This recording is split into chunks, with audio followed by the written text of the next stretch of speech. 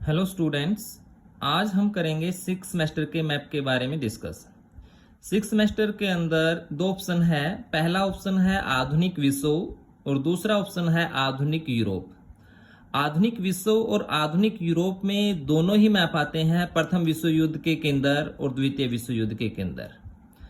तो जहां पर आधुनिक विश्व पढ़ा जा रहा है वहां पर वर्ल्ड का मैप का प्रयोग किया जाता है, और जहां पर आधुनिक यूरोप पढ़ा जा रहा है वहां पर यूरोप के मैप का प्रयोग किया जाता है। जैसे हम टीच कर रहे हैं आधुनिक यूरोप सेकंड ऑप्शन, तो यहाँ पर यूरोप का मानचित्र है, आपको एग्जाम के अंदर दिया जाएगा। और जो क्वेश्चन आपके एग्जाम के अंदर आएगा वो ये आएगा, प्रथम विश्व युद्ध के समय यूरोप की स्थिति को दर्शाइए। यानी यूरोप के मानचित्र के ऊपर प्रथम विश्व युद्ध के जो केंद्र है उनको हमें दर्शाना है। तो पिछले सेमेस्टर के अंदर भी हमने यूरोप का मानचित्र किया था। यूरोप के मानचित्र की जो बाउंड्री है वो बनानी हमने सीखी थी। एज इट इज उसी तरीके से हम इस मैप के ऊपर भी बाउंड्री बनाएंगे।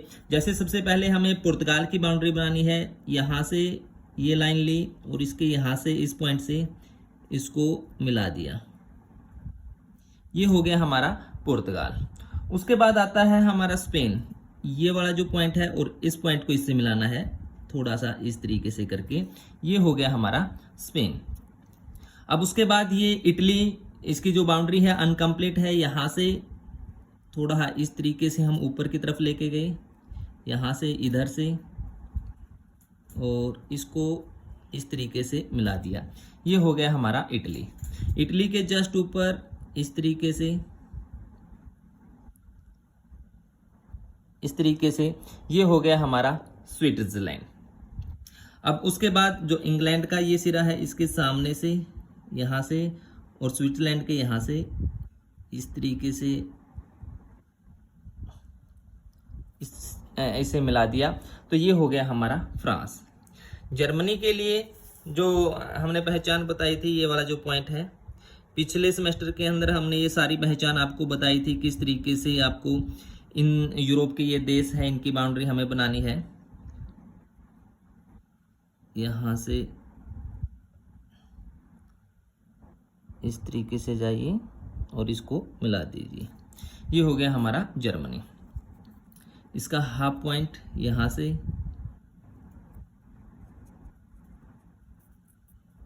और यहाँ से इस तरीके से इसको मिला दीजिए, ये हो गया हमारा ऑस्ट्रिया हंगरी। यहाँ से इससे मिला दीजिए, ये बच गया हमारा रोमानिया। ठीक है, ऊपर यहाँ पर इस तरीके से इसको इससे मिला दिया, इनको मिला दिया, ये हो गया नॉर्वे, ये हो गया स्वीडन, ये हो गया फिनलैंड। ठीक है, यहाँ पे ये इंग्लैंड, ये आयरलैंड, ऊपर आइसलैंड है। तो इनके आप नाम है वो लिख लीजिए। यहाँ पे लिखिए पुर्तगाल, यहाँ पे लिखिए स्पेन, यहाँ पे लिखिए फ्रांस, यहाँ पे लिखिए जर्मनी, ऊपर लिखिए इंग्लैंड, आयरलैंड,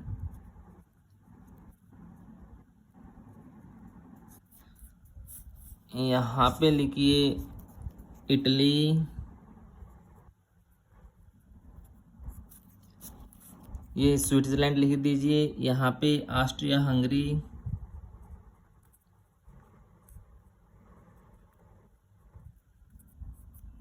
रोमानिया,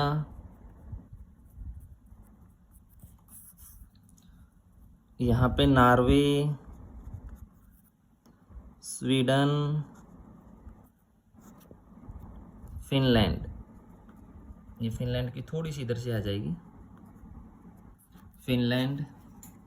यहाँ पे लिख दीजिए आप रूस। ठीक है, अब साइड के जो नाम है आप ये लिख सकते हैं। यहाँ पे लिखिए अफ्रीका, यहाँ पे लिखिए भूमध्य सागर,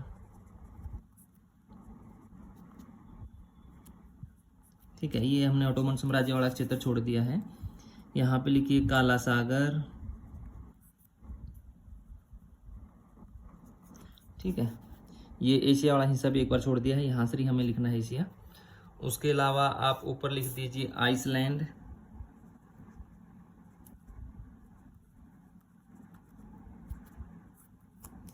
ठीक है। यहाँ पे लिख दीजिए उत्तरी अंध महासागर,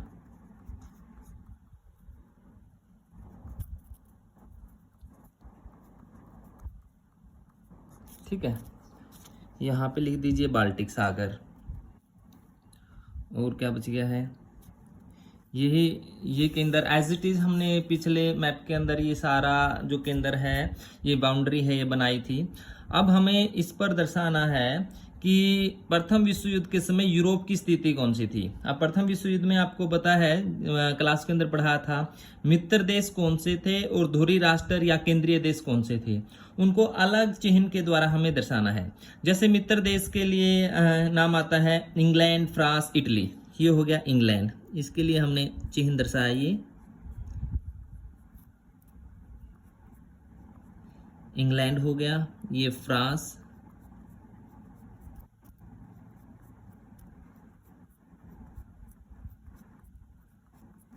ये इटली हो गया, इंग्लैंड, फ्रांस, इटली। उसके अलावा रशिया, ये प्रॉपर रशिया हो गया पूरा,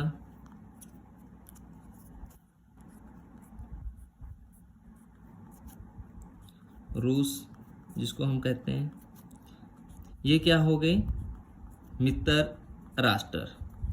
मतलब इसके पूरे को आप दर्शा दीजिए मित्र राष्ट्र के अंदर इनको इस चिन्ह के साथ इस तरीके से। दूसरा हो जाएगा धुरी राष्ट्र। धुरी राष्ट्र के अंदर कौन कौन से देश आते हैं, जैसे जर्मनी है, ऑस्ट्रिया हंगरी है, तुर्की है, बुल्गारिया है। सबसे पहले जर्मनी, इसके लिए हम ये चिन्ह दे रहे हैं, जर्मनी हो गया, ऑस्ट्रिया हंगरी हो गया। अब ये हिस्सा जो पिछले मैप के अंदर यानी पिछले सेमेस्टर के अंदर हमने दर्शाया था ओटोमन साम्राज्य, जो ओटोमन साम्राज्य है वो अब वर्तमान में कह सकते हैं प्रथम विश्व युद्ध, द्वितीय विश्व युद्ध के समय कह सकते हैं बुल्गारिया और तुर्की के नाम से जाना जाता था। तो यहाँ पे आप लिखेंगे बुल्गारिया,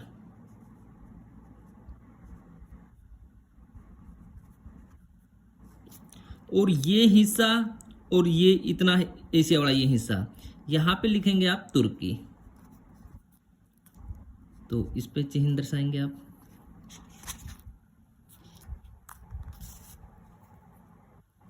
इसको ऐसे दर्शा देंगे, यहां पर भी ऐसे दर्शा देंगे। अब यहां लिख देंगे आप एशिया, ठीक है। तो ये हो जाएगा प्रथम विश्व युद्ध के समय कह सकते हैं यूरोप की जो दशा है या यूरोप की जो स्थिति है। देखिए मैंने एक फेयर मैप है वो फिल किया है, उसी तरीके से आपको मैप फिल करना है। ये हो जाएगा आपका एक फेयर मैप। देखिए प्रथम विश्व युद्ध के समय यूरोप की स्थिति, जिसके अंदर संकेत दिया है मैंने मित्र देश के अंदर, ये जो स्टार का निशान है, स्टार का चिन्ह है भाई, यहाँ पे ये रसिया है, ये फ्रांस है, ये इंग्लैंड है, ये इटली है। ये हो जाएगा आपका मित्र देश है। केंद्रीय देश के लिए लाइनिंग में दी है जर्मनी है, ऑस्ट्रिया हंगरी है, बुल्गारिया है, ये तुर्की है। ये वाला जो हिस्सा तुर्की इधर नीचे ये तुर्की का हिस्सा आ जाएगा। बाकी फेयर मैप के अंदर जैसे बाउंड्री जो बनाई है उसके अंदर ब्लैक पेन का प्रयोग किया गया है। यहाँ पर जो हमने नाम लिखे हैं स्पेन, फ्रांस, जर्मनी, इंग्लैंड, ये भी इसमें भी आप ब्लैक पेन का प्रयोग कर सकते हैं ताकि जो आपका नाम है संकेत के अलावा अलग से दिखे। तो इसमें यहाँ पे आयरलैंड है, ऊपर यहाँ पे आइसलैंड लिख दीजिए आप। उत्तरी अंध महासागर है, पुर्तगाल, स्पेन, ये सारा का सारा इस तरीके से आप अच्छे ढंग से मैप को फिल करेंगे भी। और इसी तरीके से जो दूसरा विश्व युद्ध है वो भी यूरोप के मानचित्र के ऊपर ही पूछा जाएगा। उसमें सिर्फ आपको ये ध्यान रखना है कि मित्र देश के अंदर कौन कौन से हैं और ध्रुवीय राष्ट्र के अंदर कौन से हैं। जैसे यहाँ पर ध्रुवीय राष्ट्र के अंदर देखेंगे द्वितीय विश्व युद्ध में जर्मनी के साथ साथ इटली है, वो भी ऐड हो जाता है। इसके अलावा जापान वो वर्ल्ड के मैप के ऊपर दिखाई देगा। तो यहाँ पर संकेत आप चेंज कर देंगे भाई। इसमें धुरी राष्ट्र के कौन कौन से देश हैं और मित्र राष्ट्र के कौन कौन से देश हैं, यूरोप के मानचित्र के ऊपर दर्शाना है। और उसी तरीके से अगर विश्व के मानचित्र पे आ जाता है आपका, मान लीजिए जो फर्स्ट ऑप्शन पढ़ रहे हैं आधुनिक विश्व, उसको ये मैप वर्ल्ड के मैप के ऊपर फिल करना है। उन्हें भी यही देश ध्यान रखने हैं, मित्र देश कौन से हैं और धुरे या केंद्रीय देश कौन से हैं, वही देश उस पर आप चिन्ह दर्शा देंगे। ये मित्र देश है प्रथम विश्व युद्ध के अंदर, ये धुरी राष्ट्र है या केंद्रीय राष्ट्र है द्वितीय विश्व युद्ध के अंदर। तो इस तरीके से आप कह सकते हैं मानचित्र फिल करेंगे। हमारे जो ऑप्शन है वो आधुनिक यूरोप है, ऑप्शन 2 है। तो आपके एग्जाम के अंदर जो मैप आएगा वो यूरोप का ही आएगा, चाहे उसमें प्रथम विश्व युद्ध पूछा जाए या फिर उसमें द्वितीय विश्व युद्ध पूछा जाए, तो उसमें आप यूरोप के मानचित्र के ऊपर ही प्रथम विश्व युद्ध और द्वितीय विश्व युद्ध है वो दर्शाएंगे। तो इसके लिए यूरोप का जो मानचित्र है 5वें सेमेस्टर के अंदर भी हमने कह सकते हैं जो पुनर्जागरण है, धर्म सुधार आंदोलन है, उसके लिए ये मैप किए थे, उसमें बाउंड्री बनानी सीखी थी, इसमें भी आपको बताई है। इस पहले आप यूरोप के मानचित्र के ऊपर यूरोप के देशों की बाउंड्री बनाएंगे, उसके बाद आप कह सकते हैं जो एग्जामिनर ने पूछा है, प्रथम विश्व युद्ध पूछा है या द्वितीय विश्व युद्ध पूछा है, उसको आप यूरोप के मानचित्र के ऊपर दर्शाएंगे। एक बार मैं थोड़ा क्लोज कर रहा हूँ इनको, आप ध्यान से इस मैप को देखिए। इसी तरीके से साफ साफ कह सकते हैं आप अपने एग्जाम के अंदर मैप को फिल करेंगे। ठीक है स्टूडेंट्स, धन्यवाद, थैंक यू।